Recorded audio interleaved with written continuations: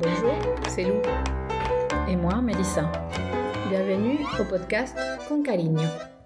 Oui, évidemment, de la librairie franco-argentine Caligno, dans les quartiers de Belleville à Paris. L'idée est vous parler du métier de libraire, des livres, des écrivains, des événements autour de la librairie, des histoires d'ici et des histoires de là-bas. Ici, c'est Paris, France. Là-bas, c'est l'Argentine, l'Amérique latine. On va parler en français, ce n'est pas notre langue maternelle.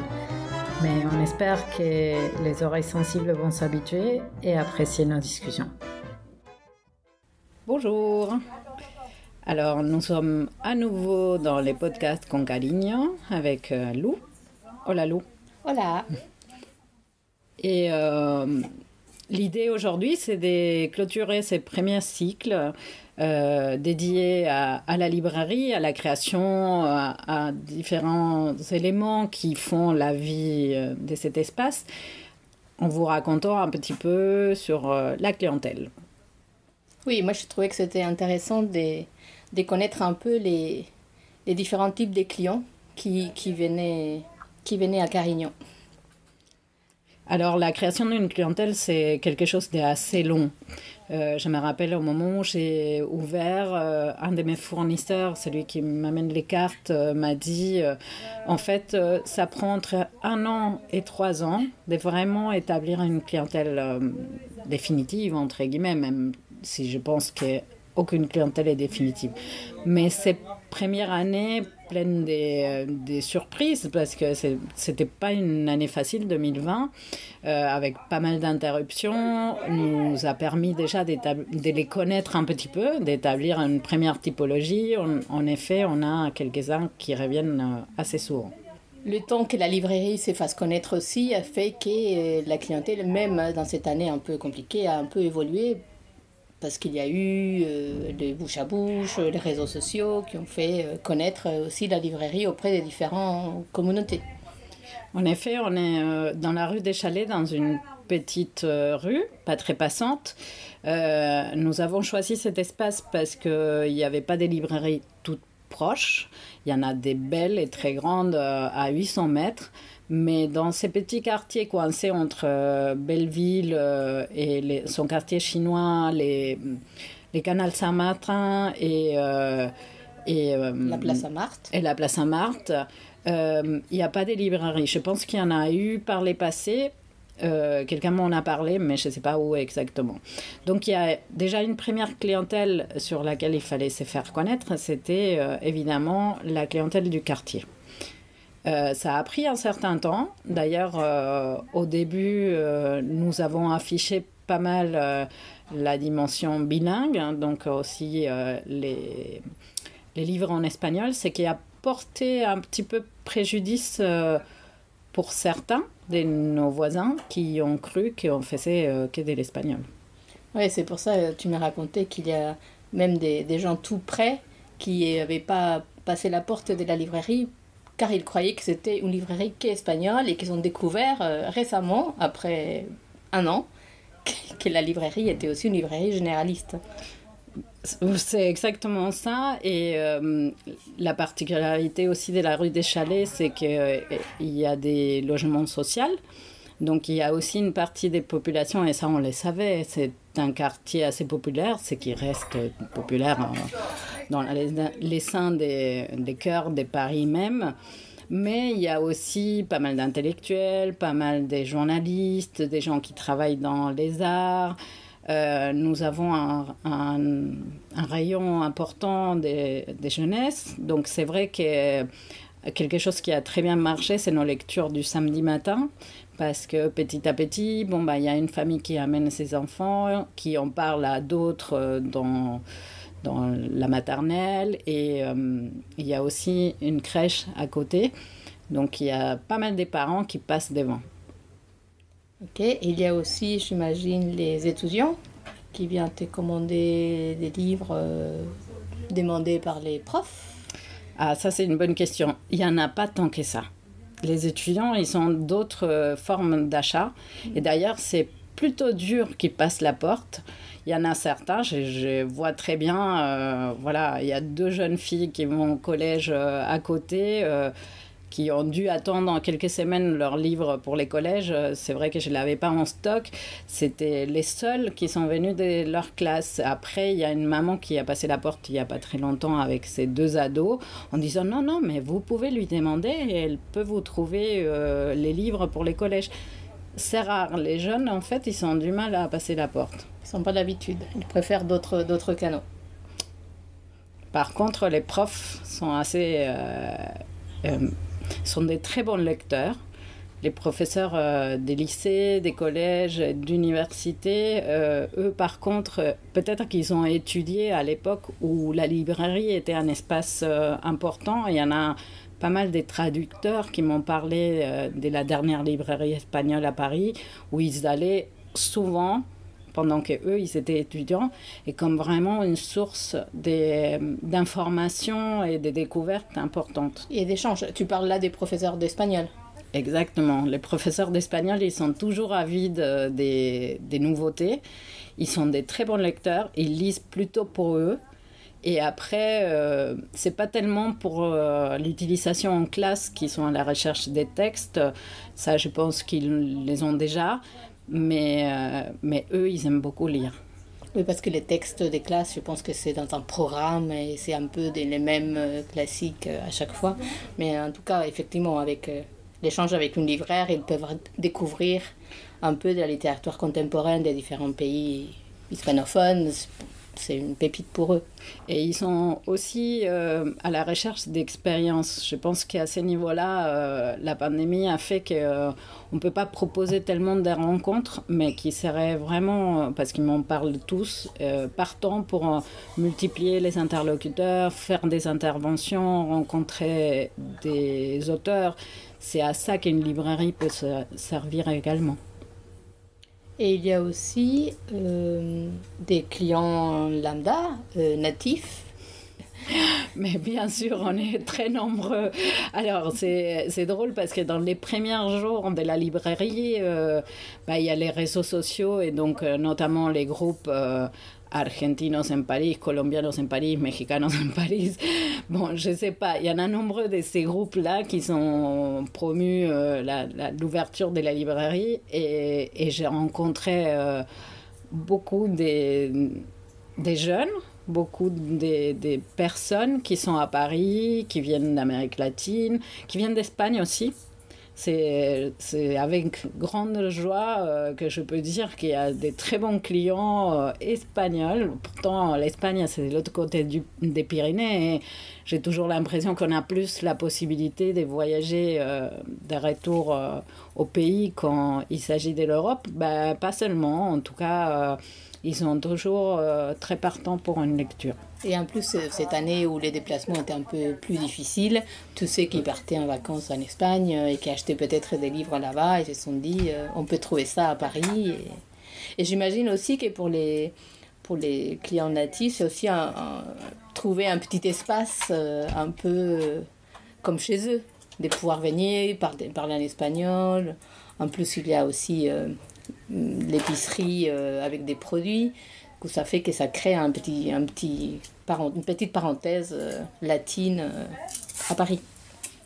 Exactement, c'est super parce que moi, ça me permet de rencontrer pas mal de latino-américains avec lesquels on n'a pas l'habitude d'être... on n'a pas toujours l'occasion de parler des livres, je veux dire, on les retrouve peut-être dans la vie, amis d'amis, mais on ne va pas se dire à un dîner, alors...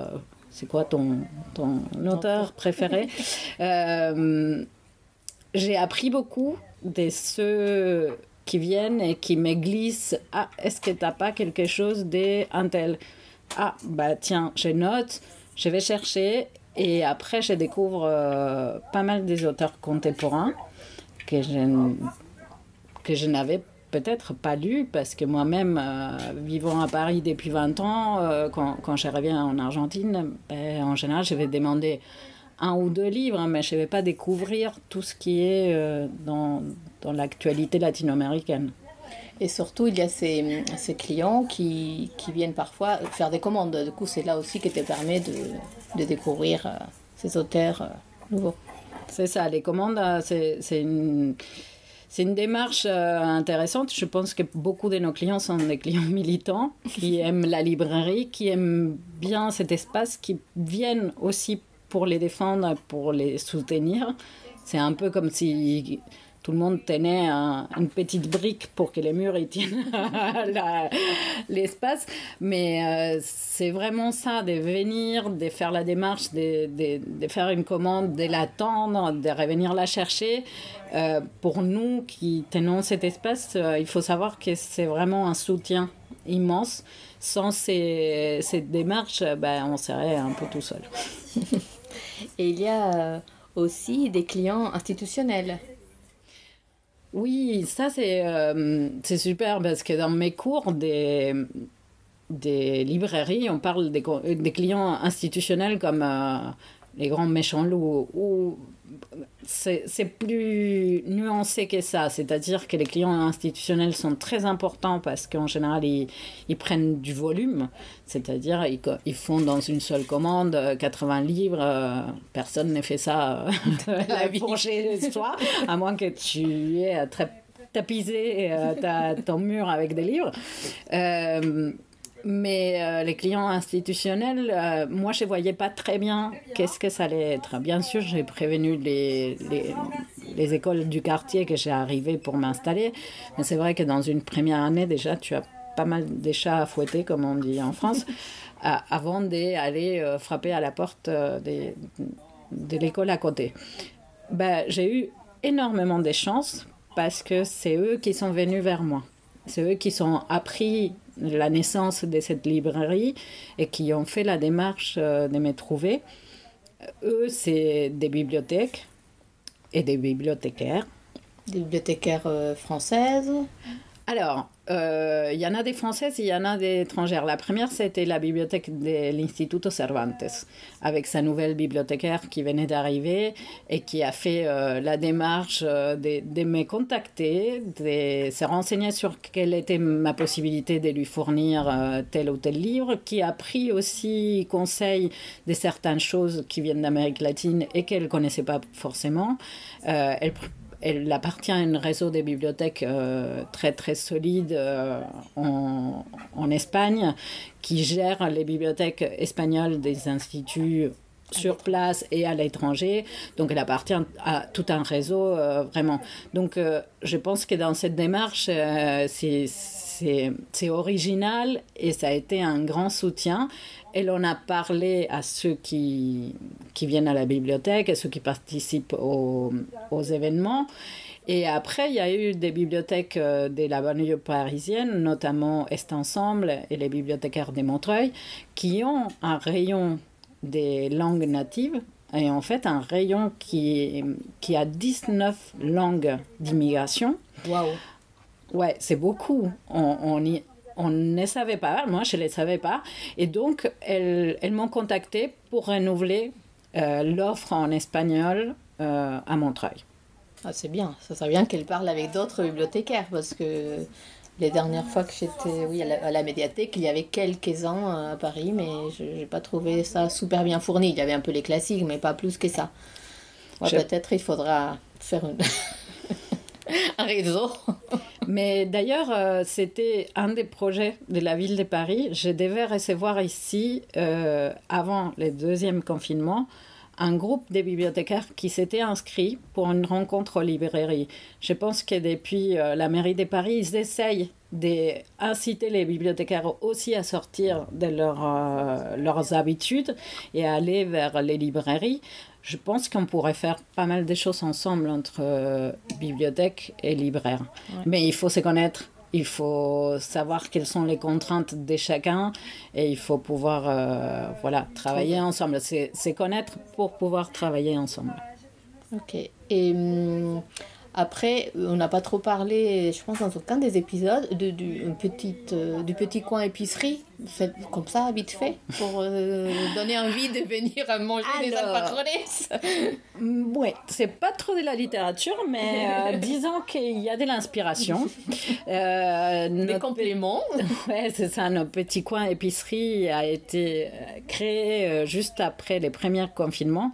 C'est clair que cette année 2020, elle est marquée par ces événements qui ont altéré beaucoup les temps comme il était prévu.